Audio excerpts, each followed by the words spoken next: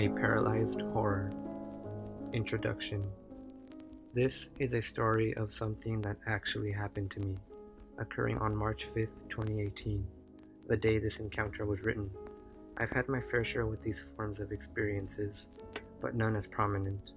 Before I begin, let me just tell you, whomever you are, that this is something that can be endured by anyone. It was dead night when I awoke, lying on my stomach, underneath my folded in half thick blanket. My head was turned sideways, toward the wide open door from which the kitchen light crept in. My bed was raised above the floor about 3 feet by a wooden structure which my dad had built. Our dog, Lola, was sound asleep on a cushion placed between my white drawer and the bed. My eyes were wide open, and I was fully aware of everything going on around me. My first action was to try and push myself up, but then I realized that I could not move.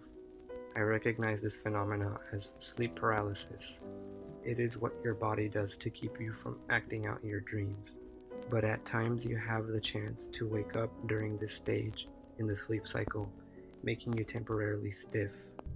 My heart rate began to increase, and my breathing quickened.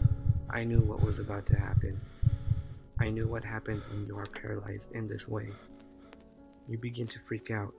Your mind begins to create unwanted feelings of terrible things. You begin to fall in a state of vulnerability. I shut my eyes to lessen the encapsulating fear. It did not help. Although not evident, I struggled to move. The only thing I could control was my breathing and the motion of my toes. From my research, I read that moving your toes will help remedy the effect a lot faster than if you were to just lie and do nothing. The solution was not working fast enough. I was still frightened for what was to come, for what I was to see. Then it finally happened.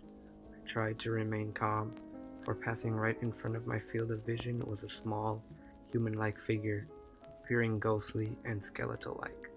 Even though I was freaking out inside, my conscious mind still managed to think analytically, as I reserved room for rational thought. The figure was a little girl. White and black blobs of color formed her figure. As she passed from my right eye to my left, then to my blind spot, she vanished with a fade, as if wind had blown her away. I could no longer see her, therefore I had no way of anticipating her actions. I could not tell if she would even do me any harm. I thought this over. She did not seem like a demon or anything, for I felt no aura of a demonic presence. But the fact that I was dealing with something like this, the sheer fact that I could not retaliate if need be, that is what scared the life out of me.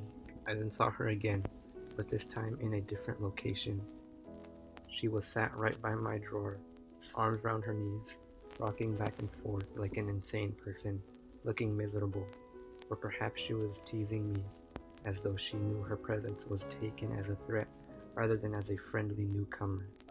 As she moved, there appeared to be distortions in her figure, like the random oozing drops of wax in a lava lamp.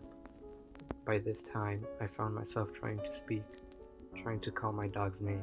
I wanted her to bark, and I wanted it done right away. After several heart-piercing seconds, I was finally able to give out at least a mild gasp as I tried to say, "Lola." It was like I had no voice. It was as if my lungs would jam every time I tried to speak. I checked back for the girl repeatedly as I tried to speak, making sure she was still in sight, so I wouldn't feel as vulnerable. At last, the force holding me down, seemingly without much effort, had released me. Lola finally barked as soon as she heard me, and I no longer saw the girl. It was like waking up from a dream. You wonder if it actually happened. I was breathing profusely, trying to relax, relieved that my frozen nightmare was now over. I woke my phone from its sleep and checked the time. I was hoping that it was not a specific time of night. When I saw those foul numbers, I thought, of course. It was exactly 2:59 p.m., 1 minute before that time. After that, I remained paranoid for 2 hours. And the scary thing was, the kitchen lights turned off, whether by programming or through other means, I know not.